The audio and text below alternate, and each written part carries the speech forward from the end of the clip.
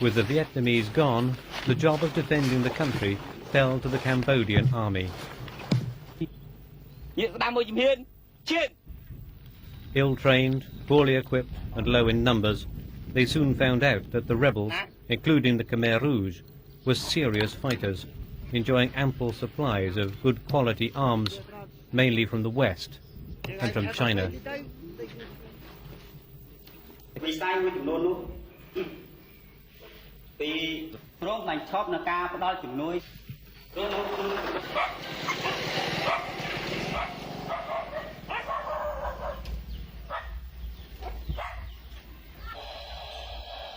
Trying to police the country involved regular checkpoints along main routes.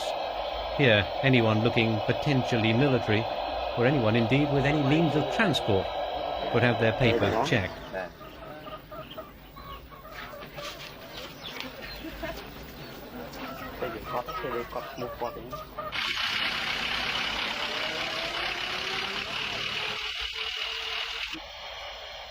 It's doubtful if the system would have been very effective against fifth columnists, let alone a rebel army.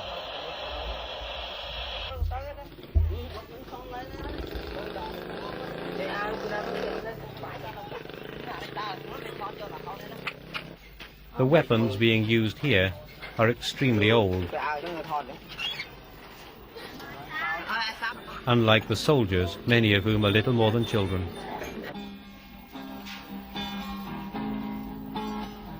Left to guard the country with the rebels advancing through the north of it, the soldiers around Phnom Penh remained cheerful and apparently unaware of the danger they were in. Cambodia was still in a state of shock. There was a sense of unreality.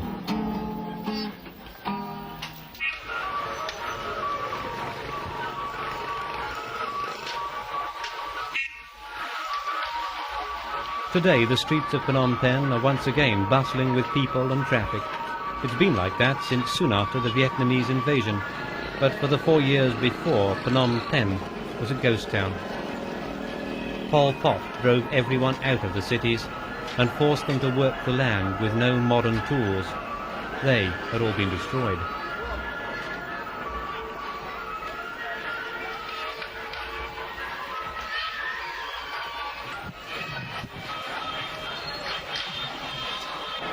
The experience has left a deep-seated fear among ordinary citizens like this rickshaw driver of the Khmer Rouge returning to power. Pol Pot, you cannot make a living. You have nothing to eat. You have to work for 15 hours a day. Even on the sunshine, sunburn, or even on the rain, he always asks people to work. Always.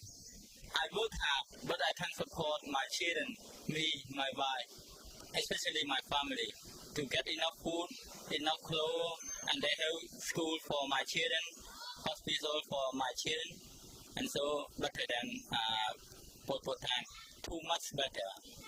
I wish there will be an army of the United Nations to come to make an intervention in Cambodia, and it will make sure that 100% Pol Pot will not come again. If the Pol Pot soldier has no support from the foreigner, I think that our Cambodian army are sufficient for safeguard the country. But if the Pol Pot soldier and the Khmer reactionary provided ammunition and the aid and the help from the USA, for example, maybe there shall be more and more war in the country.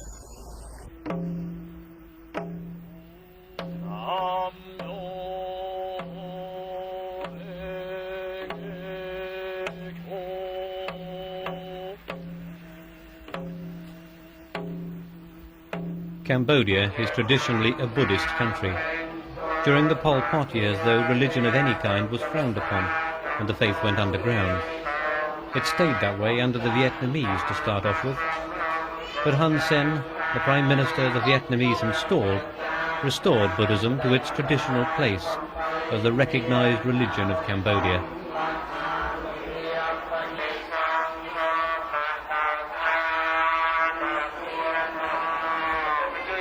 Now the faithful are free to express their beliefs with the fervor of days gone by, and they do.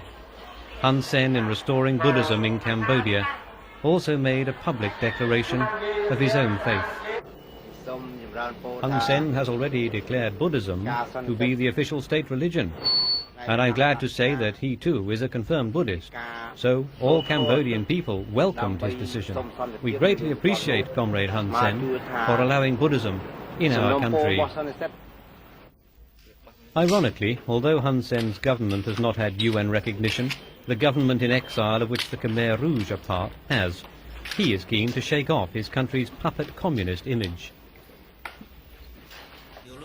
I would like to say that over the last 12 years, world public opinion has been wrong in thinking that our country is a communist country.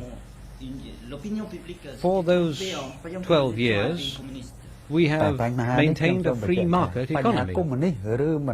For us, it's not the ideology that counts. The important thing is to eliminate famine and war and to achieve national reconciliation. We haven't moulded ourselves on East or West. Our party's policy is to reflect the aspirations of the people. Because to do anything else would be for us political suicide.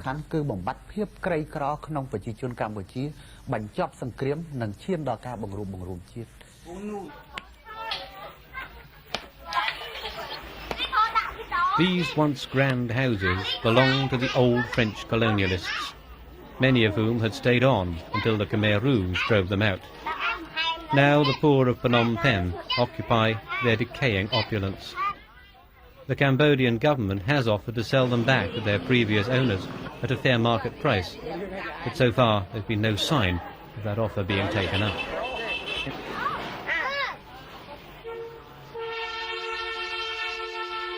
It's not just here that the city's poor find shelter.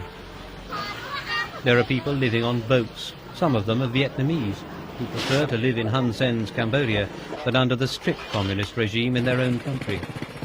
The poverty that forces people to live like this can be attributed directly to the years of Khmer Rouge rule and the decade of occupation that followed it.